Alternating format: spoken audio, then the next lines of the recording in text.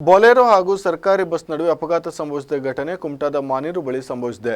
Bolero ವಾಹನ ಚಾಲಕ ಸೇರಿದಂತೆ 10ಕ್ಕೂ ಅಧಿಕ ಜನರು ಗಾಯಗೊಂಡಿದ್ದಾರೆ.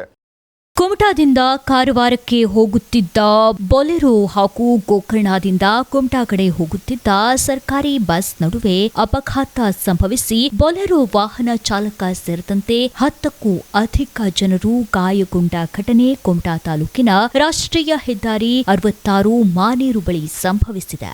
ಗೋಕರ್ಣದಿಂದ ಕುಮಟಾಕ್ಕೆ ಬರುತ್ತಿದ್ದ ಕೆಎಸ್ಆರ್ಟಿಸಿ ಬಸ್ ಹಾಗೂ ಕುಮಟಾದಿಂದ ಕಾರವಾರಕ್ಕೆ ತೆರಳುತ್ತಿದ್ದ ಬೊಲೆರೋ ವಾಹನದ ನಡುವೆ ಮುಖಾಮುಖಿ ಡಿಕ್ಕಿ ಸಂಭವಿಸಿದೆ.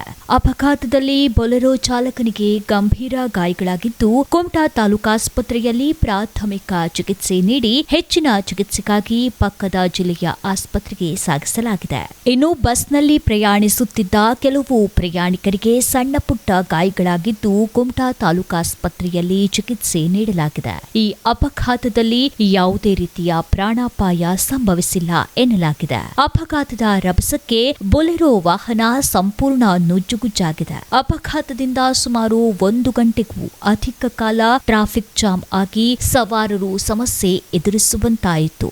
ನಂತರ ಕ್ರೇನ್ ಬಳಸಿ 2 ವಾಹನಗಳನ್ನು ತೆರವುಗೊಳಿಸಿ ವಾಹನ ಸಂಚಾರಕ್ಕೆ ಅನುವು ಮಾಡಿಕೊಡಲಾಯಿತು.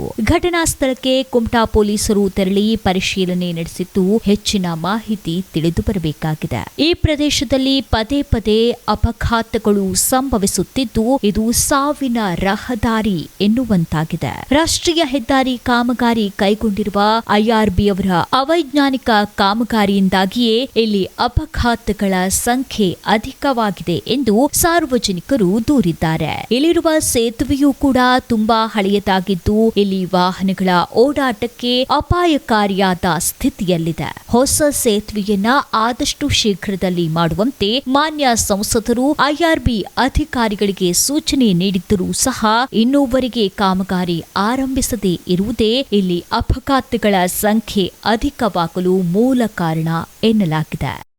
ವಿಸ್ಮಯ ನ್ಯೂಸ್, ದೀಪೇಶ್ ನಾಯ್ಕ್, ಕುಮಟಾ.